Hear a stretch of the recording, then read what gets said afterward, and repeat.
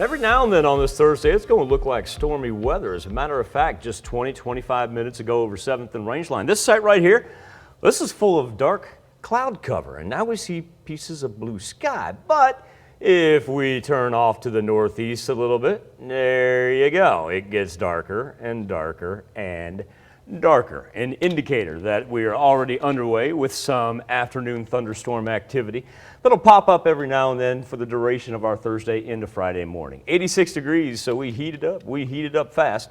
Now, while this is the little pocket that we're talking about here from 7th and Rangeline that's in between Joplin and Carthage right now, we've got some heavier rain coming down on Highway 69, especially in Bourbon County, dominating Fort Scott. No watches or warnings associated with it, but look at the fair amount of lightning strikes. And as it crosses over 69, well, we know what the next step is going to be. That is going to make its way toward 49. As a matter of fact, this thing's pretty much got a little due easterly track to it. There's our cheater cone, if you will, an indicator that the next stop is going to be up in Vernon County. So that heavy rain, once again, is going to be affecting Vernon County and I-49 as it crosses over the state line. That's been our heaviest of the rain, but this is an indicator also, too, what we look at in the central and southern portions. See a little pop-up right here in between Newton and McDonald County that every now and then it's going to rain for a good 15-20 minutes. And then it's just going to cease. This one's a little bit different because this one's an offshoot of what's up here to the northwest. So it's going to be a little bit more prolonged for the afternoon hours. Temperatures in between 78, our low point in Iola, just as it was this morning, all the way up to 87 in Miami and in Grove. And tell you what, the wind has been a little here, there, and everywhere. Watch these arrows that were east this morning now work in from the southeast, if not south. Luckily, it's just 5 to 10 miles per hour. Even where we're seeing the storm systems up to the north, it's remained relatively calm. But it has factored in the old heat index and the fact that we're pushing up into the high 90s in the southern portion of the four states. Still not too bad. 90 in Lamar, 93 in Iola, but look at the 98s rolling in Chetopa, Commerce, and 95 there in Neosho. Let's reset the Skywatch Storm Tracker. While we do not have any advisories associated with heat, and we've been able to stay out of the fray as far as severe thunderstorm warnings go, what we are going to see is massive expansion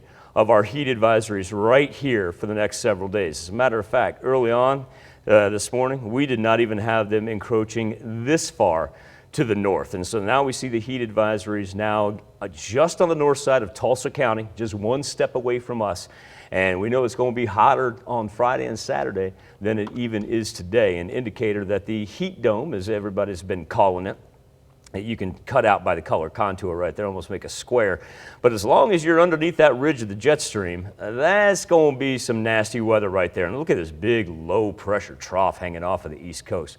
They got thunderstorms headed their way all throughout the weekend. Our weather trend on this Thursday lifts us up into the low 90s. Some of you just about already there. But remember, go ahead and add 7-8 degrees as far as what it feels like. And really, by the time we approach sunset, we get the pop-ups that kind of remain.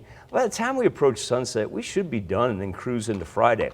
Severe thunderstorm risk map. If you do live to the far northwest, that's going to be the heaviest rain. And then as you move down to the south and the east, it tapers off quite a bit there on the severe thunderstorm risk map.